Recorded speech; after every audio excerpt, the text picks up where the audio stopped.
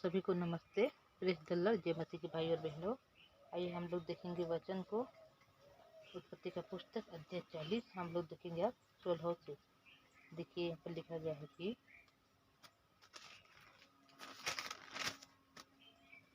यह देखकर कि उसके स्वप्न का फल अच्छा निकला, पकाने हारों का प्रधान ने यूसुफ से कहा, मैंने भी स्वप्न देखा है। वह यह है, मैंने देखा कि मेरे सिर पर सफ़ेद रोटी की 3 टोकरियां हैं और ऊपर की टोकरियों में फ़िरौन के लिए सब प्रकार की पक्की पकाई वस्तुएं हैं और पक्षी मेरे सिर पर की टोकरी में से उन वस्तुओं को खा रहे हैं।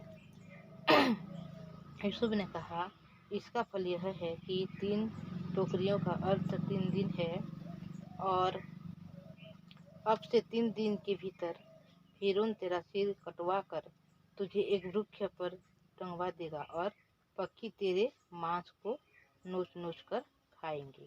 तो देखिए भाई और बहनों, इनसे पहले जब हम वीडियो में सुने थे कि क्या हो गया कि यूसुफ है जो बंदी गृह में है, उसी समय जो पकाने हार का प्रधान और पिलाने हार का प्रधान जो वही बंदी गृह में डलवाया गया। जिस समय दोनों एक ही रात में क्या कर रहे हैं, एक सपनों को देख रहे हैं। और जब पिलाने हारों ने अपने पिलाने हारे का प्रधान ने क्या किया, अपने सपनों के अर्थ को पहले बताया, तो वो सपनों का अर्थ बहुत अच्छा था। इस वजह से क्या कर रहा है कि सपना बहुत अच्छा है, इसीलिए पकाने हारों ने भी क्या कर रहा है, अपने सपनों को बता रहा है और ये बोल रहा है कि देख, मेरे सिर में सफ़ेद रोटी की 3 टोकरियां हैं और ऊपर की टोकरी में फ़िरौन के लिए सब प्रकार की पक्की पकाई वस्तुएं हैं और पक्षी मेरे सिर पर की रोटियां टोकरी में से उन वस्तुओं को खा रहे हैं। तो इसके अर्थ को यहाँ पर यूसुफ ने बताया कि 3 दिन के बाद क्या होगा कि फ़िरौन क्या करेगा, तेरा सिर को कटवा कर तुझे एक वृक्ष पर टंगवा देगा और पक्षी तेरे मांस को नोच नोच कर खाएंगे। तो देखिए भाई और बहनों, दो जो पकाने हार का प्रधान और पिलाने हार का प्रधान ने क्या किया था, स्वप्न देखा था और उस स्वप्न का अर्थ यहाँ पर यूसुफ ने बता रहे हैं। तभी यहाँ पर लिखा गया है कि तीसरे दिन फ़िरौन का जन्मदिन था। उसने अपने सब कर्मचारियों को भोज दिया और उसमें से पिलाने हारों को प्रधान और पकाने हारों के प्रधान दोनों को बंदी गृह से निकलवाया।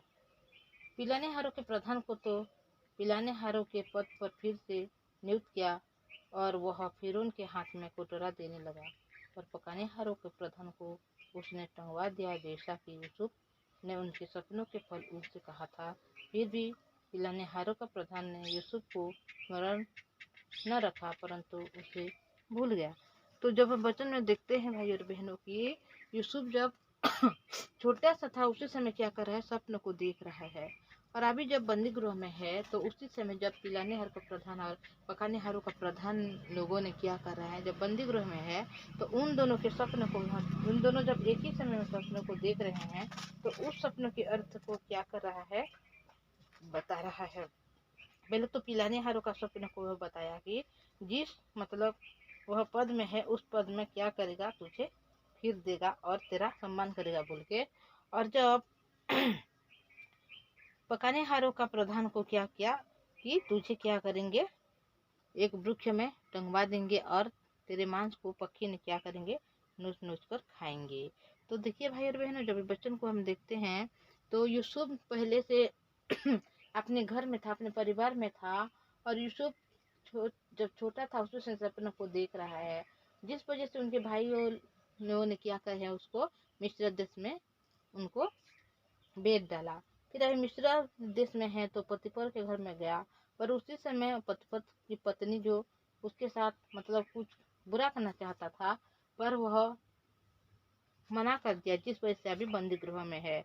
तो परमेश्वर ने यूसुफ को बचपन से चुना है और परमेश्वर ने उनके द्वारा हर एक काम को पूरा करना चाहता है।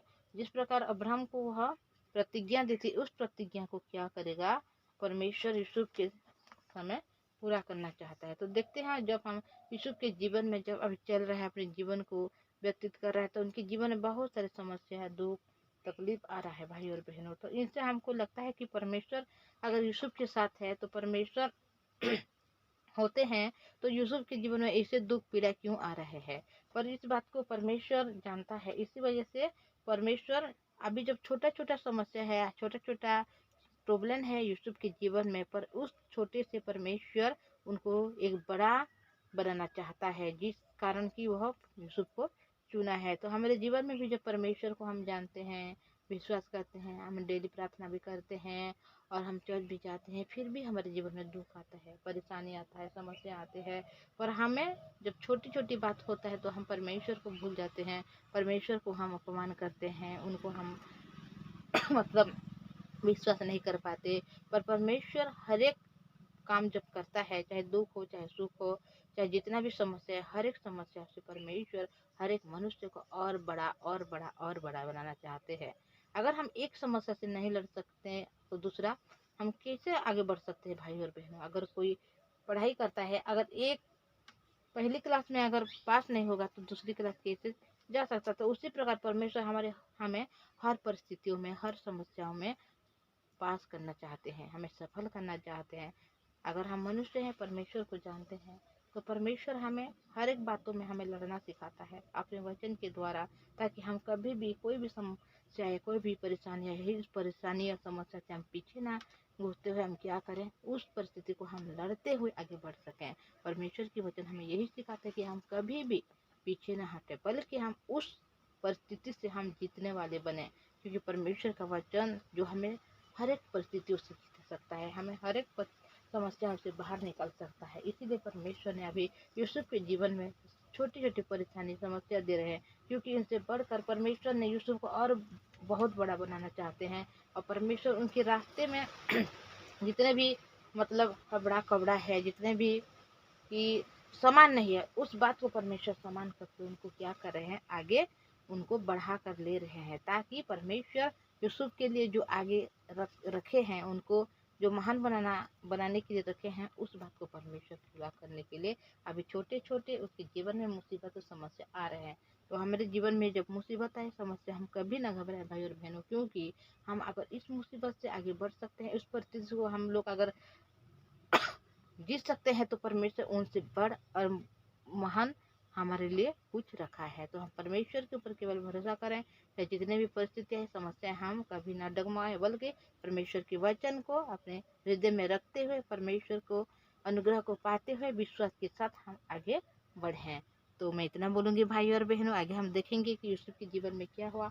अभी तो बंदी गृह में है, और परमेश्वर जो उनके छोटे के समय में जो उसको स्वप्न दिखाता है, उस सपनों को परमेश्वर कैसे पूरा करता है, हर एक बात को हम लोग देखेंगे और जानेंगे। तो मैं इतना बोलूंगी भाई और बहनों, मैं आपको एक रिक्वेस्ट करना चाहूंगी, अगर आप इस चैनल में नई है तो इस चैनल को सब्सक्राइब कीजिए, लाइक और शेयर कीजिए। तो आइए हम प्रार्थना करेंगे। धन्यवाद पवित्र परमेश्वर पिताजी, धन्यवाद करती हूँ आपकी दया करुणा के लिए प्रभु जी। आपने संभाला, अनुग्रह की आशीष किया, सुंदर समय को दिया प्रभु जी, धन्यवाद पवित्र परमेश्वर पिताजी। अभी हमारे भाई और बहन कोई समस्या में है, परिस्थिति है प्रभु जी, आप उनको सिखाना चाहते हैं प्रभु, उस परिस्थिति से लड़ने के लिए आप सिखाना चाहते हैं प्रभु जी, और हर एक समस्या से आप ऊपर उठाना चाहते हैं प्रभु जी।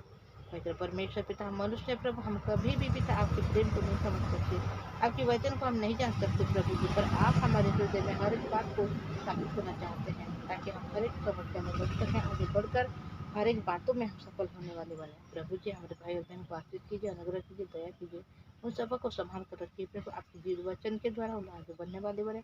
उनके परिवार के सदस्य को आशीष कीजिए प्रभु जी, उनके परिवार के हर एक लोग को दया कीजिए प्रभु, आपके जीव वचन को हर एक समय सुनने वाले बने, और वचन के आमीन करते हुए वो लोग विश्वास करने वाले बने। उनके हर एक काम काज आशीष दीजिए प्रभु, उनके पढ़ाई लिखाई में, नौकरी चाकरी में प्रभु दया दीजिए। कोई भी रोगी है, दुखी है, पीड़ित है प्रभु, उन सबको आप आशीष दीजिए। आपने चंग ले दिया, धन्यवाद, यीशु के नाम से मांगते हैं, आमीन। Praise the Lord, thank you.